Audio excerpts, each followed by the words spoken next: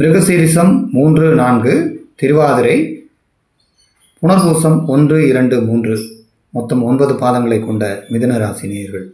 புத்திசாலித்தனத்தால் உலகை ஆளக்கூடிய கிங் மேக்கர்கள். புதனின் ஆளுமையில் உள்ளதால் அதீத சிந்தனையும் யாரிடம் எப்படி நடக்க வேண்டும் என்ற அறிவும் உள்ளவர்கள். அதிகபூர்வமாக ஆசிரியர்கள், கம்ப்யூட்டர் துறையை சேர்ந்தவர்கள், எழுத்து வியாபாரத்துறையை சேர்ந்தவர்களாக இருக்கிறதுக்கு அதிகமான வாய்ப்பு. இவர்களின் ராசியிலேயே குரு இருப்பதால் இவர்களுக்கு மிகச்சிறந்த நல்ல பலன்களை தரும். எண்ணியவை ஈடேறும், காரிய விருத்தி உண்டாகும். திருமணம் பற்றி யோசிக்கும் இளைஞர்கள், பெண்கள் ஆகியோருக்கு திருமணம் நிச்சயம் நடப்பதற்கு வாய்ப்புகள் உண்டு.